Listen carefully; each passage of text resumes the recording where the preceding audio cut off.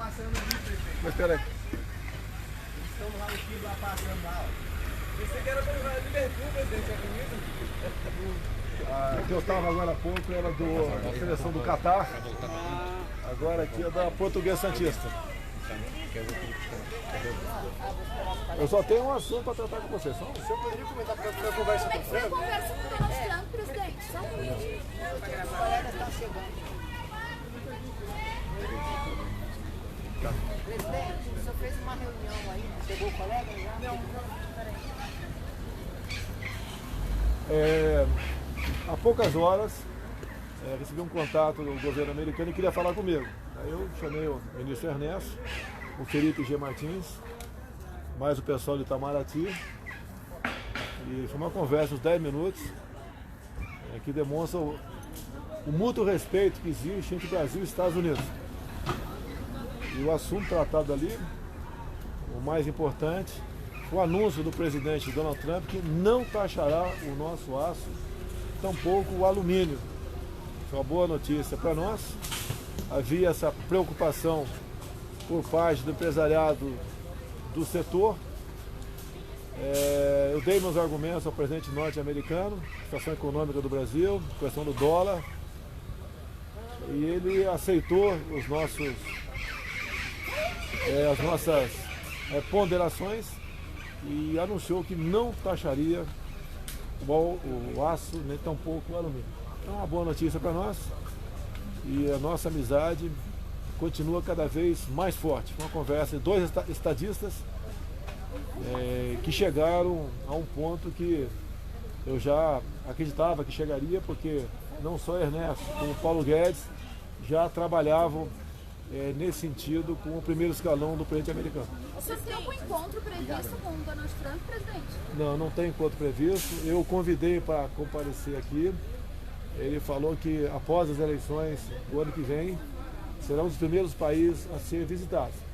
Talvez eu vá aos Estados Unidos no começo do ano que vem, existe essa possibilidade.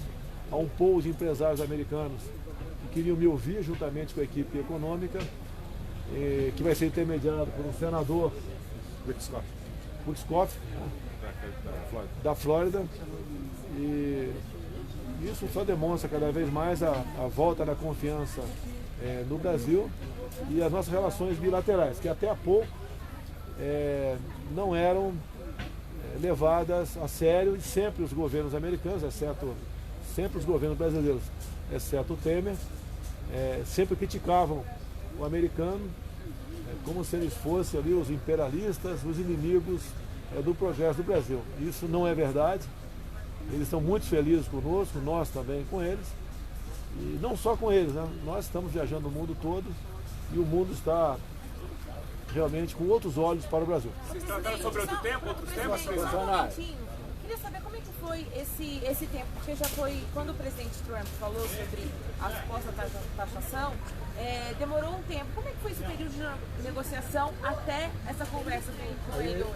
Aí é conversa de estadistas.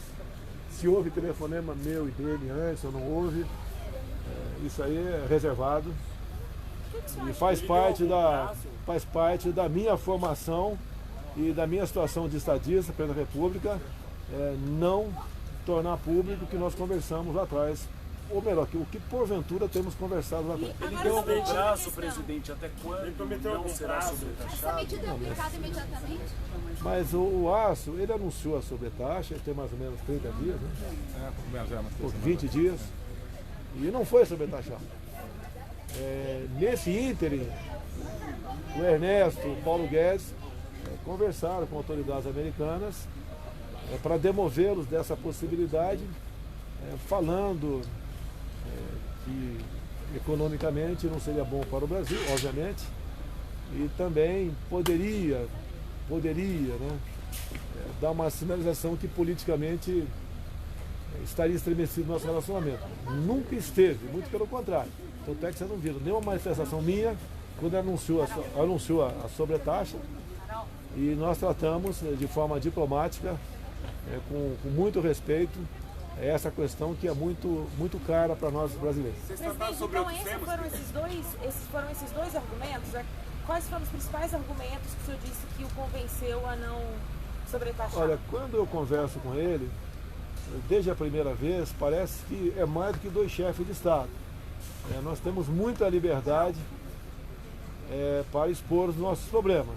Não foi diferente agora esse contato com ele. Então o argumento que eu usei e que ele sensibilizou com toda certeza faz parte da nossa estratégia. E me desculpa, eu vou ficar devendo para vocês. Presidente, hoje eu havia a expectativa do induto, né? Não, só estou para falar sobre aço e alumínio aqui, mais nada. Presidente, você não vai mais à Antártida, né? Algum motivo Não.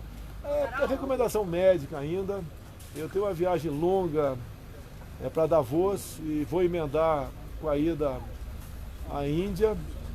Talvez visitemos mais um país. E não sei, não posso garantir para você. Tá? O senhor escolheu um representante para ir para a Antártida, no seu lugar? Oi?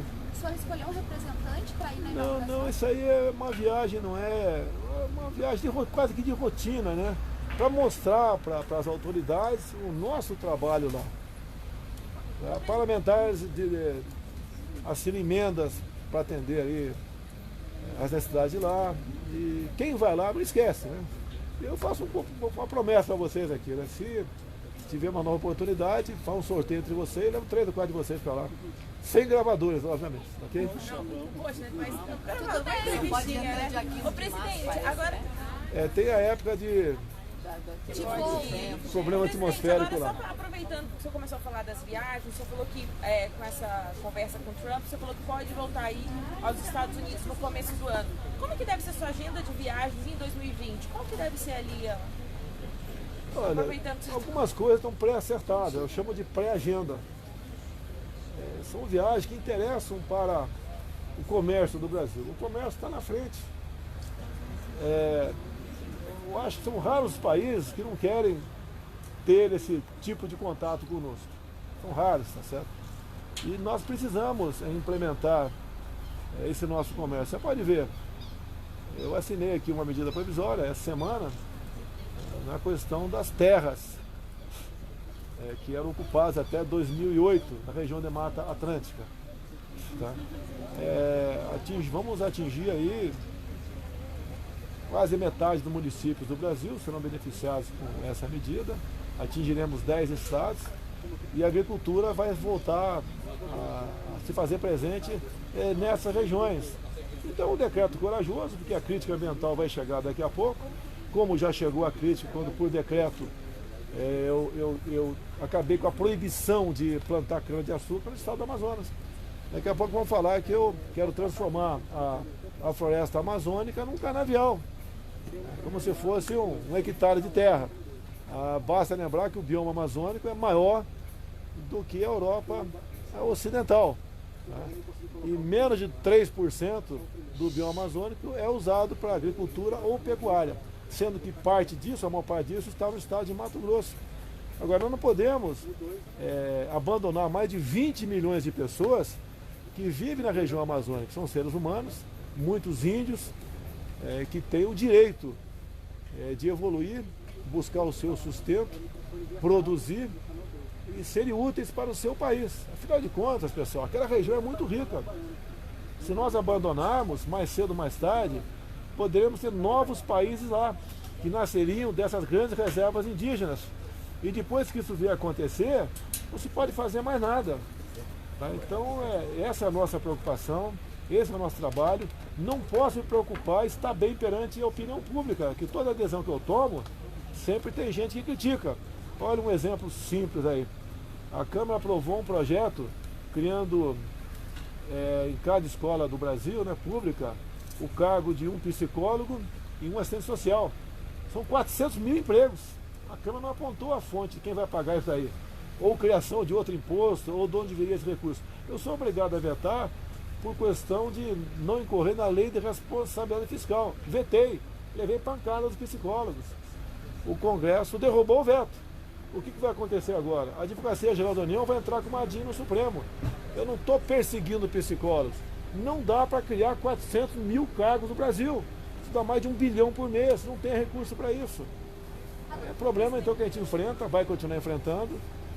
eu não posso me preocupar com a minha popularidade, senão o Brasil é que perde se eu quiser sempre aparecer bem na fita. O cargo que eu exerço tem o ônus e tem o bônus. Presidente, o Trump fez algum pedido de contrapartida em algum Não. outro... Olha, eu pedi para você semana passada pesquisar, eu acho que o PIB deles é 40 vezes maior do que o nosso, não tenho certeza, tá? Há uma diferença enorme entre nós e eles, é quase que a diferença nossa para o Paraguai. Você pode ver a questão do Paraguai, o contrato lá da Itaipu com o governo paraguaio. Nós fizemos um novo acordo, caso contrário, a esquerda paraguaia, que está viva ainda, né, lá do Lugo, estava trabalhando para o impeachment do Marito. Então nós recuamos, mantivemos o contrato anterior por mais algum tempo e evitamos um problema político dentro do Paraguai. Aqui não teríamos um problema político com a questão do aço e do alumínio, mas seria uma sinalização política não boa do americano para conosco. Eu acho que esse foi o entendimento maior, entre outros argumentos que eu levei para o Trump, que eu já falei para vocês que vai além de um contato entre dois estadistas. Eu tenho muita liberdade para conversar com ele sobre qualquer assunto. E ele me trata muito bem, e ele sabe que pode contar aqui na América do Sul com um grande parceiro que vai atender, sim, no que nós pudermos fazer, o interesse dos nossos povos. Presidente, não por enquanto o Índia, Davos... É lógico que conversei, mas não é o caso O conversar seu com vocês. radar agora é Davos e depois Índia? E Uruguai, Logo emendado. Acho que, se não me engano, 2 dias depois. E aí, O que a Índia faz? Todo ano, a data da República deles, né? A data mais importante, eles convidam apenas um chefe de Estado. Eu tive a honra de ser convidado e aceitei. Estou ansioso por esse momento. A Índia está na casa de 1 bilhão e 300 milhões de habitantes. É um mercado enorme. Estamos buscando, talvez possamos anunciar aquela isenção da reciprocidade do visto para o indiano também, como está bastante avançada a questão da China. São países que têm seus ricos lá. E nós queremos que as pessoas venham gastar seu dinheiro aqui, visitando o nosso país. em Davos tem negociação já de encontros bilaterais? Tem várias. O Brasil está numa situação ímpar, graças à equipe que nós escolhemos, Itamaraty, Econômica, entre outros, né? Agricultura, o Brasil ficou atrativo para todos eles.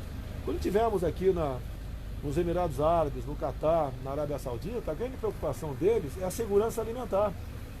E você deve diversificar os seus fornecedores. Se tiver problema com um, você não sofre muito o seu país. E eles, acordos assinamos lá. O nosso mercado está aberto, algumas coisas já estão sendo implementadas e ganha o Brasil.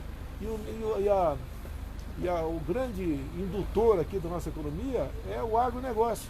É tão criticado, né, por alguns da cidade. Aquela velha máxima, né? Destrua a cidade e mantenha o campo, que elas ressurgirão. Né? Depois E depois, deixa eu complementar, por favor. Destrua o campo e mantenha as cidades, que essas sucumbirão. Essa é uma máxima, é simples. A história, nós temos que fazer de tudo para que isso não se repita. A questão indígena, vocês sabem disso, já me ouviram falar várias vezes aqui. O problema com o presidente francês foi que na nossa conversa, a sinalização dele, que ele gostaria, né, já estava previsto, se fosse um outro presidente qualquer depois de mim, passar de 14% para 20% a quantidade de terra demarcada como terra indígena no Brasil. Você simplesmente sufocaria o nosso negócio. Nós temos dificuldade, estamos com problema de construir um linhão de Tucuruí, de Manaus a Boa Vista. Isso vai nos custar esse ano, né, quase 2 bilhões de reais, que todo mundo vai pagar, porque o linhão passa por cima de uma terra indígena. E a negociação não é fácil, não pelos índios. Os índios topam, mas aqueles que tutelam os índios, alguns ainda, né, poucos, infiltrados na FUNAI, atrapalha a gente nesse negócio. Aqui também na região da Ilha do Bananal, se me engano o nome é esse, em Mato Grosso, nós conseguimos abrir uma estrada por 50 quilômetros, cruzando uma reserva indígena. O que é produzido em Mato Grosso, até chegar aos portos da região do Nordeste, né, um pouco do Norte, a gente economiza quase 400 quilômetros de estrada Imagine quanto você gasta com isso. Não é só o caminhoneiro que gasta o seu carro, que o produtor vai pagar isso daí. Nós pagamos também a manutenção da estrada, todo mundo perde. Então essa política indigenista não foi para atender o índio, foi para atender interesses outros econômicos que não o do Brasil. Presidente, durante a campanha política, o senhor chegou a falar de incluir nomes de policiais mortos no livro dos heróis da pátria. Como andou essa questão? O senhor já fez Não, teve uma... Não foi eu. Isso aí veio do ministro, a ideia foi muito boa, foi sendo estudada, chegou-se um momento que a adesão passou por mim. Vamos deixar para o ano que vem, igual a reforma administrativa. Deixar para o ano que vem, porque nós devemos ter aqui um monumento aí aos soldados conhecidos aqui em Brasília. Sempre quando eu viajo o mundo todo, a gente vai lá e deposita uma coberta de flores, né, nessa situação. Acredito que esses movimentos, esses monumentos devem ser estaduais, e se tivessem aqui em Brasília, se vier ter, sem nome dos militares mortos, mas como uma homenagem aos policiais militares, que devia ampliar também, PRF, PF, Polícia Civil, etc., em homenagem a essas pessoas que morrem defendendo a nossa vida e muitas vezes o nosso patrimônio. Presidente, tem alguma ali no radar do senhor, um encontro com Boris Johnson? Gostaria, mas esse não entrou no radar ainda não, mas gostaria. Presidente, só uma pergunta. Os parlamentares vêm reclamando muito dos vetos do senhor. O senhor teme de alguma maneira que o Congresso passe a aprovar propostas populares que não caibam do orçamento, que obrigariam o senhor a vetá-las para desgastar o senhor? Olha, eu tenho que acreditar na responsabilidade do parlamento. Muitas vezes, eu como parlamentar, vi líder encaminhando projetos, né? Sim, e depois procurar o presidente para vetar, porque eu não queria se desgastar perante o seu eleitorado lá. Então o desgaste caía no colo do presidente da República. Como eu disse no começo, eu não posso estar preocupado com a minha popularidade, eu tenho que fazer aquilo que eu acho que está certo. Eu falei para você sobre o fundão, 2 bilhões de reais. Não foi eu quem propus. A lei eleitoral, que diz que a cada 2 anos o fundo tem que ser o anterior mais a correção monetária. Igual teve um deputado de São Paulo,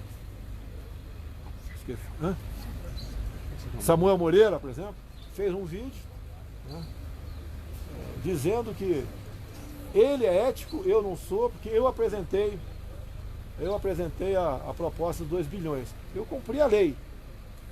Tá? Agora o Samuel Moreira, o ano passado foi votado um aumento do fundo, desse fundo especial partidário aí, né, para fim de publicidade eleitoral aí. Ele votou favorável. Passou de 30% para 100%, o equivalente às emendas impositivas de bancada. E mais ainda, nas eleições, Samuel Moreira, pelo amor de Deus, né? Nas eleições do ano passado, você pegou R$1 milhão desse fundo. E agora vai lá, faz um vídeo me acusando. Eu não quero brigar com o parlamento. O veto faz parte do processo, né, legislativo. Faz parte. E eu veto muitas vezes, porque tem o veto, basicamente, tem que seguir. Eu não posso criar despesa, seria irresponsabilidade minha convalidar a despesa votando ou ignorando mandamentos constitucionais. E a última palavra não é minha, é do parlamento, se derruba ou não o veto. Presidente, sobre o fundo eleitoral, ontem na live o senhor comentou que deve sancionar mesmo. Só para confirmar, o senhor vai sancionar? O que deve acontecer é o seguinte, está sendo estudado lá. A nossa SAGE, né, assessoria jurídica, bem como a Advocacia Geral de União, vou também, o VAG na CGU também, pedir um parecer deles, das consequências jurídicas de um possível veto meu. Se não tiver consequência jurídica, a tendência minha é vetar. Se bem que o Rodrigo Maia falou agora há pouco, posso ficar tranquilo, mas poxa, eu sei que ele é o chefe de um poder, é monocrática a decisão do impeachment, sei disso, mas ele pode sofrer pressão, assim como eu posso sofrer pressão. Presidente, ontem o senhor falou também sobre os radares, que o senhor pediu para o Ministério da Justiça usar fotografias educativas. O senhor tem ideia já de como isso vai funcionar na prática? Porque olha, isso está passando. A multa educativa está prevista no Código de Trânsito. A gravíssima não. Então, por exemplo, quem passa acima de 20% do limite permitido dentro da local, multa pode ser educativa. Acima de 40% não. Eu não tenho esse poder discricionário mais. Mas o objetivo da multa, tanto é que os radares fixos, tá certo? eles têm que ser sinalizados. Não pode o radar móvel servir de pegadinha atrás de uma árvore, naquele ponto estratégico. Que o cara que recebe uma multa ali, e chega a R$2.000, você esculhamba a vida econômica daquele cara, esculhamba. Poucos podem pagar essa multa. E o objetivo não é educar da forma como está sendo utilizado. Eu lamento uma decisão judicial, mais uma interferindo no ato do executivo. Onde puder usar o educativo, então vai Sim, ser usado vai ser no usado. limite que for. Já passei essa orientação para o ministro da Justiça que está a seu comando o diretor-geral da PRF. Presidente, só para tirar uma dúvida, não sobre o conteúdo, mas o senhor assinou, deve assinar um indulto agora ou deve ficar para a semana que vem? Olha, eu gostaria de ter assinado hoje. Tá? E nós vamos ter um capítulo especial para os policiais militares. Você vê, tem policial condenado por excesso. O excesso, acima de 2 tiros, o juiz pode agravar a sua pena. Tá certo? Agora, eu não passei por uma situação como essa, tenho a minha experiência militar de tempo de paz, conheço policiais militares no Rio, já parei no meio deles, cidade de Deus, ano passado, meio tiroteio, fiquei lá do lado da viatura ali, vendo bala passar por cima, durante o dia. Imagine uma tensão à noite, um traficante morre com mais de 2 tiros. O juiz pode condená-lo por excesso, então eu quero entrar lá. Vou dar uma dica para vocês. Eu tenho um projeto dizendo da excludente de licitude em GLO. O que eu determinei, a SAGE, o que for possível enquadrar no meu projeto, o decreto de indulto, enquadre. Não estou preocupado. Caso Amarildo, né? O major não se enquadra do caso Amarildo porque ele foi condenado também por tortura. E olha o absurdo, ele não estava na operação. Como é que eu posso torturar alguém lá do outro lado do lago se eu estou aqui? Usaram um termo técnico, então ele não pode se enquadrar nisso. E, infelizmente, eu assinaria o indulto do major. O caso é o Dourado dos Carajás, Coronel Pantoja. Se não me engano, foi 90 e poucos, né? O caso lá. Ele não estava na operação, estava no quartel. A tropa foi. A tropa foi acuada, foi perseguida, seriam mortos. É só ver a imagem está ali. Assim mesmo a imprensa diz que foi um ato bárbaro para os policiais. O coronel Pantoja, não estando na operação, ele mandou a sua tropa desobstruir uma estrada. Ele pegou 200 anos de cadeia por pressão na mídia. Isso é justo? Se eu puder indultar o coronel Pantoja, eu vou indultá-lo, vou levar pancada, eu conheço a imprensa brasileira. Mas eu vou dormir em paz com a minha consciência. Então, por esses estudos, vai ficar para a semana que vem, senhor? Eu não posso dizer, pode ser que eu marquei uma outra reunião segunda-feira. Eu vou te dar a dica, dia 27 eu vou para, tá certinho agora, Bahia. Volto dia 5. Se não tiver algo, porque eu não quero ser contestado no Supremo. Não adianta apresentar um decreto muito bonito, o pessoal bate palma e depois fica no Supremo. Não quero isso aí. O senhor vai assinar o anticrime antes da sua viagem? Olha, tem 3 pontos, dos vários, né? Você não pode dizer quantos aqui, dos vetos sugeridos pelos meus ministros, tem 3 que estão faltando uma negociação final. Tem 3 apenas. É isso aí!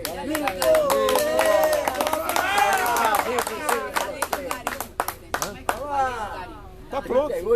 Tá excelente. No meu entendimento, está excelente a proposta, mas passa pelo parlamento. Eu quero que o índio tenha o mesmo direito de você, fazendeira, do lado. Eu quero só isso aí, mais nada. O índio é um ser humano igual a nós. E o senhor pode falar um pouquinho da agenda da semana que vem antes do Natal? Quando é que dia 27, qual é que dia da semana? Sexta. Sexta. Bem, tem o 24 e 25 que eu vou ficar namorando aqui. E curtindo a dona Laura aí. Então, segunda e terça, ou eu fico despachando aqui ou vou pra lá. Presidente, agora, o presidente da Câmara chamou os jornalistas setoristas pro café, o Senado também. Você não vai chamar a gente aqui? É verdade. Café para você fazer um balanço do ano?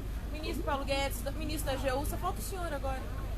Querem chupar uma manga comigo amanhã aqui? Tem manga sobrando aí. Chupa essa manga! Vocês vão chupar essa manga?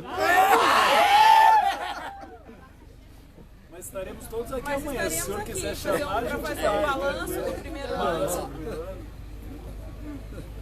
Pô, balanço, você já tem conhecimento. Graças a Deus a economia não tem governo que dê excesso, a economia indo bem, está indo bem. Você já sabe, a taxa de juros 4,5%.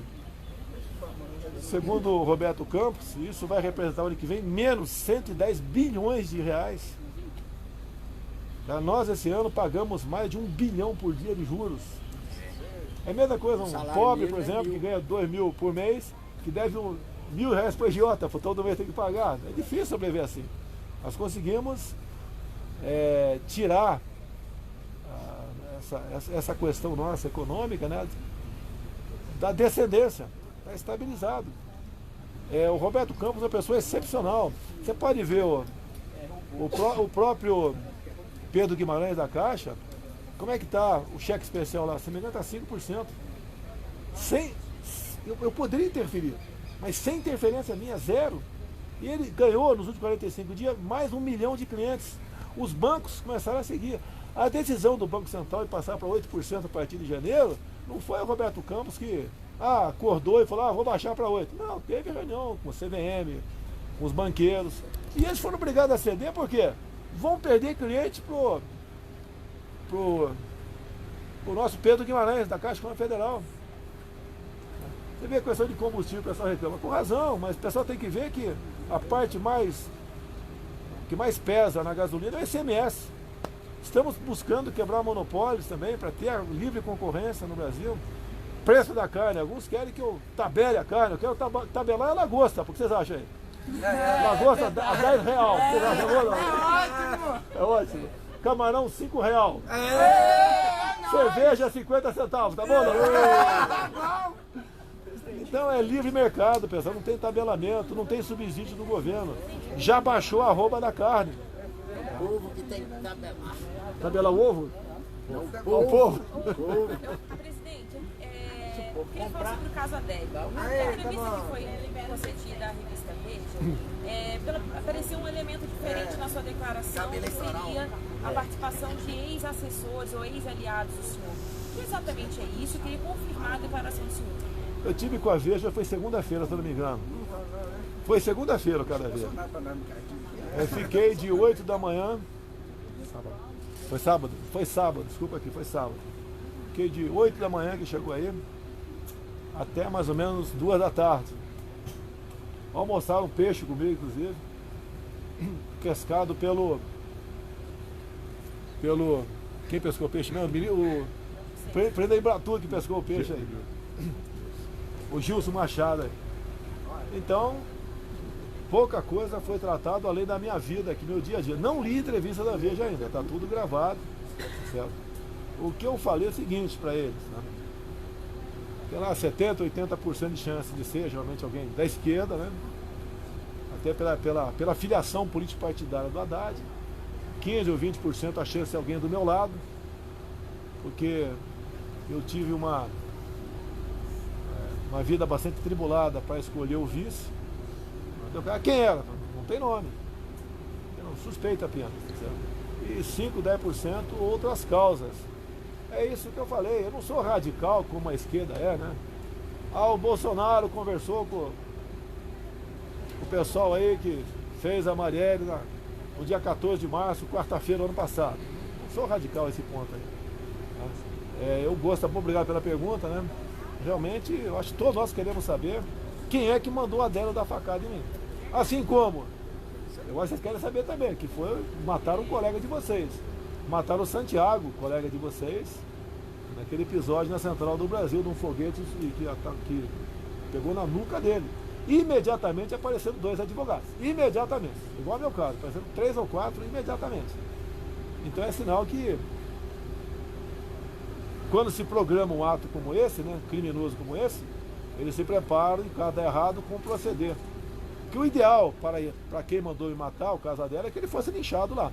Se fosse um comício do PT, que o Lula tivesse levado a facada, ou a Dilma, o Haddad, com toda certeza esse cara seria linchado. É como o pessoal que me acompanha é educado, certo?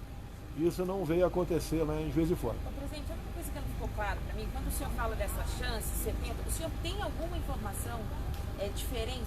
Nesse tempo, teve uma informação nova que nessas investigações precisou incluir agora a possibilidade de um ex-aliado? Olha, a minha vida você deve conhecer.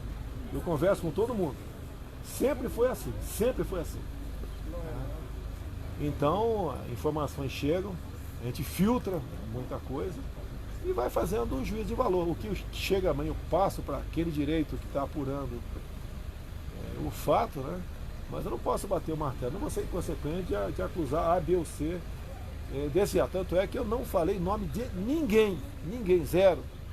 E teve um cara aí que já está achando que vai processar, inclusive. O senhor hoje se reuniu com o advogado Casadelli. Oi, tio. Vocês pensam em trazer algo novo para esse caso? Basicamente, o trabalho dele não é investigação, né? O caso dele, ele está empenhado porque tem uma ação e nós gostaríamos muito que o telefone de um dos advogados tivesse o sigilo quebrado. A OAB desse cidadão aí, que falou que quem é meu apoiador não tem caráter, tá certo? Eu não vou falar do paizinho dele aqui não de novo, para não criar polêmica. Eu conheci o paizinho dele, tá? Ele tem o mesmo caráter do pai dele. Até porque agora, né, o que a Polícia Federal quer não é nada além de as ligações que o Adélio fez ou recebeu. Só isso, mais nada. Que com os números ali, se vai ter a certeza que não foi um ato isolado do Adélio. Até pela quantidade de telefonemas que ele deve ter recebido, porque 2 ou 3 horas antes, mais ou menos 2 horas antes, eu almocei num reservado num hotel e o Adélio chegou lá, né? Depois foi levantado que ele chegou, mas como tinha ali mais de 40 pessoas que voluntariamente faziam a minha segurança, onde eu ia despertava a atenção, a curiosidade e a simpatia, o carinho e a confiança dos policiais civis e militares, ele resolveu não praticar seu ato ali. Eu acho que até que teria mais sucesso se fosse ali. Ele estaria na minha frente, ele podia dar 2, 3 facadas até que alguém interferisse. Lá, no meio do povão, ele só teve chance de dar uma facada. A facada foi bem dada, segundo os médicos, foi um milagre. Ela passou aí a milímetros de órgãos vitais, inclusive a veia cava. Perdi 3 litros de sangue. Alguns acham até que é fake, né?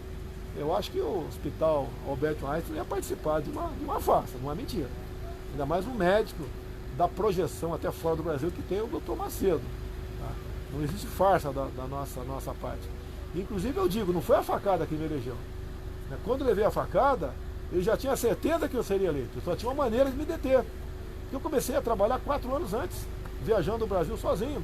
Uma das viagens mais bonitas foi Maracapuru, o coração da Amazônia. Estava lá no portinho lá. Umas 300 pessoas me esperando lá. E assim foi no Brasil todo, assim foi em Roraima. Local onde sempre foi desprezado pelos candidatos, porque não tem densidade eleitoral. Assim foi em Rondônia, foi no Acre, Mato Grosso do Sul. Nós trabalhamos de graça. E o povo trabalhou de graça para mim. Daí me acusam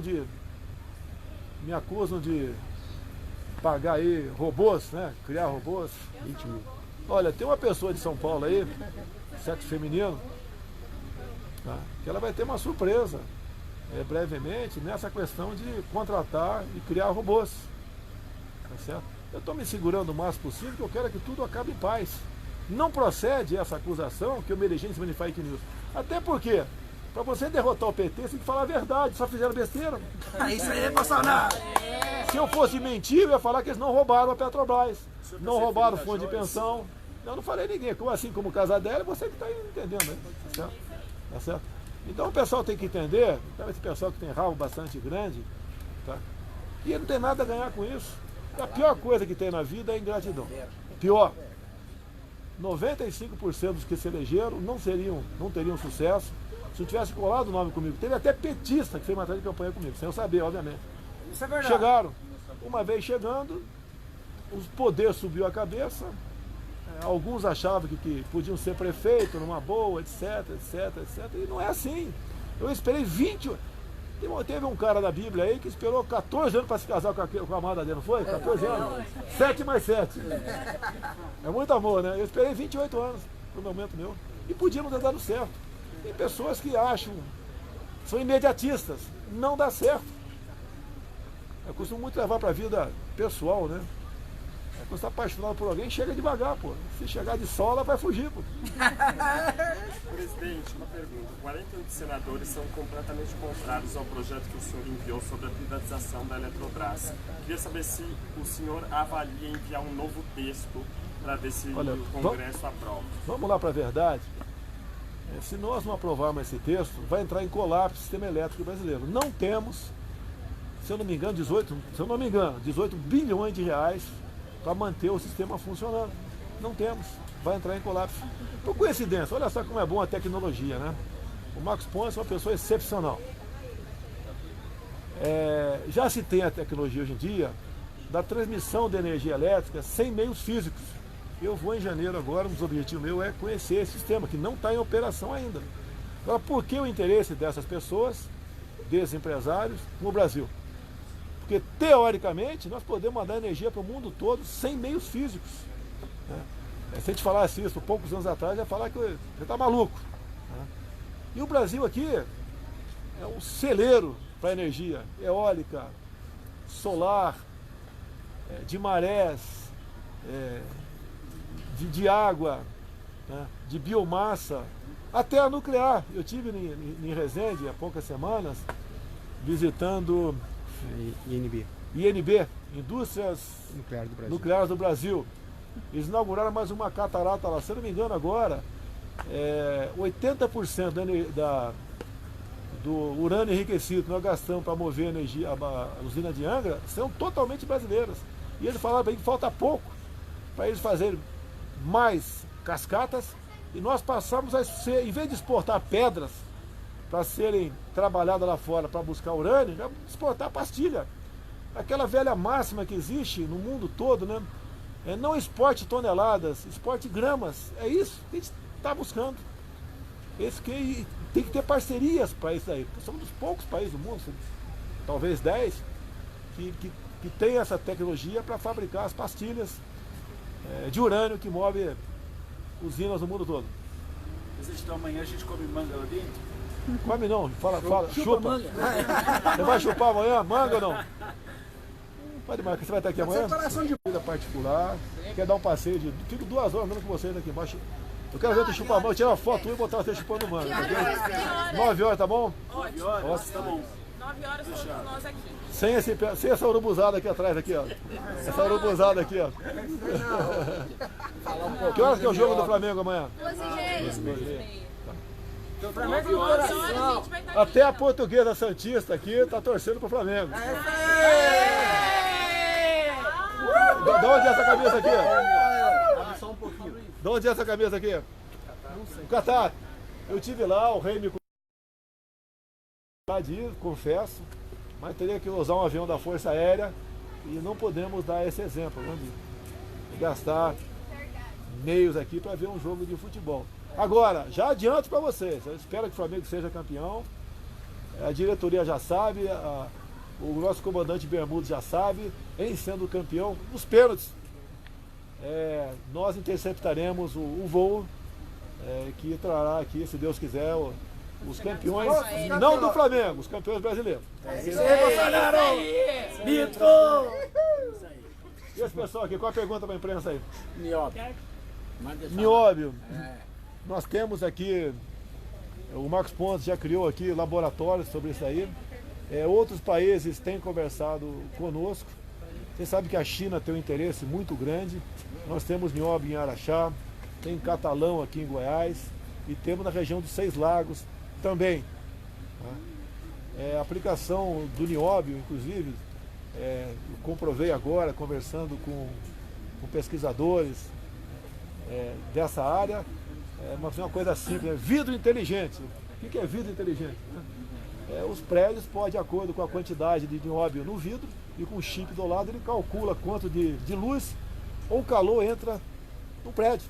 Imagine a economia. Fios de nióbio para cabos de elevador. Um fio de um barbante equivale a um fio de aço de 1 polegada. Imagine quanto você economiza não tendo que levantar, né, toneladas de fio de aço de acordo com quantidade de andares. Né? Coisa até absurdas, né? Tem um país aí que está pulverizando as amoreiras com grafeno. O bicho da seda já faz a seda ali com grafeno. Isso, não digo isso, mas o grafeno já está bastante avançado, tem até o Exército pesquisa isso já há algum tempo na Mackenzie, blindagem de carros de combate com grafeno. Eles são mais resistentes aos impactos e bem mais leve. Um carro aqui blindado pesa mais ou menos mais de 200 quilos. Você pode fazer com 15, 20 quilos. Imagine a economia de energia para movimentar um carro dessa forma. Agora, a coqueluche, né? A cereja do bolo é a liga nióbio, grafeno para super baterias. Já tem algumas já que estão em fase de teste. Em 6 minutos tu recarrega a bateria de um carro e ele ganha uma autonomia mais de 400 quilômetros. Até digo para vocês, olha só, quando a gente vê o mundo árabe preocupado em fazer negócio no mundo todo, os mais variados possíveis, estou adiantando, conversando com o Rodrigo Maia de fazer uma Cancún na Baía de Angra. Dependemos de revogar um decreto, mas decreto ambiental, quem revoga é uma lei. Tá? Ele sabe que se isso chegar no mercado, o preço do petróleo vai lá para baixo, descamba. Isso vai chegar. O homem tem uma capacidade enorme de inventar as coisas. E o brasileiro está nesse meio. Não tem invento no mundo que não tenha um brasileiro metido lá. Se puder responder. Nós não vamos estar, olha só, as agências que decidem se vai cobrar imposto ou não de quem bota uma placa fotovoltaica na tua casa. As agências são independentes, tá? São autônomas e os seus integrantes têm mandato. O ministro Bento tem conversado com eles para que isso não aconteça. Eles dizem, mas quando ele vender energia, os meios físicos, né, para aquela venda está sendo utilizado aqui por eles. E o que eu falei, né? Eu dou sugestão, palpite. O cara que não quiser se conectar ou não quiser vender energia, que não seja taxado. Então está nessa discussão, mas digo mais, a nossa ANEEL, Agência Nacional de Energia Elétrica, está tratando desse assunto, tem de vista uma lei de 2012. Não sai da cabeça deles essas decisões, né? Eles cumprem também o que está em lei, apesar da independência, autonomia, eles não podem fugir. É da lei. Agora, o Paulo Guedes tem dito que podemos crescer 2% no ano que vem, 3% daqui a 2 anos. Daí vocês sabem, todo mundo sabe. Se crescer, vai ter consumo de energia. Se tivermos uma seca no Brasil, né, uma estiagem, vamos ter problema de racionamento de novo. Então estamos correndo com outras propostas de energia, até mesmo, é pequeno, né, até mesmo as PCHs. Não pode um pedido para se fazer uma PCH, um homem do campo, levar 10 anos, se é que ele vai conseguir. E a sanha ambiental tem atrapalhado. O ambiente conosco casa com o desenvolvimento. Vocês podem ver por que só o Brasil é atacado na questão ambiental. Interessa para o mundo. É negócio, é comércio. O que eu falei para vocês aqui, o Brasil conseguindo fazer isso aqui, nós vamos dar um salto na economia. Nós podemos nos libertar dessa espiral, né, que nós temos de dívidas cada vez mais crescentes. Presidente, só para eu tirar a dúvida, eu entendo que o senhor defenda a privatização da Eletrobras, mas diante das críticas dos parlamentares, o senhor não pensa em enviar um novo texto para garantir essa privatização? Olha, o novo texto poderia ser elaborado por eles. Nós podemos sugerir emendas a parlamentares, é simpático a nossa causa. Agora, uma verdade, se deixar como está, se o projeto não for votado ou for derrotado, vai faltar energia para todo mundo. É igual a Previdência. Já falei para vocês, a Previdência é uma quimioterapia. Se não fizer, o Brasil morre. Nós estamos com um déficit da casa de 200 bilhões por ano, num crescente, com a taxa de juros lá em cima. Por que essa dívida ficou enorme? Porque na metade dos 8 anos de Fernando Cardoso, chegou a bater da casa de 60% a taxa Selic. Se combatia o aumento de inflação, aumentando a taxa de juros. Em consequência, a nossa dívida foi lá para cima. Porque ninguém consegue dizer como é que se paga mais de um bilhão de reais por dia de juros, sem mostrar o que fizemos lá atrás para justificar esses juros. CPMF é um imposto que é demonizado. Não se toca mais nesse assunto. Agora, o que eu tenho falado com o Paulo Guedes? Não podemos entrar na mesma linha que aconteceu no passado. Queria uma reforma tributária perfeita, não se aprovava nada. Vamos simplificar, a palavra é simplificar. É isso aí. Não pode o empresário do brasileiro, eu acho que tem mais horas, né, gasta para atender essa questão. De fazer uma reforma tributária que é possível.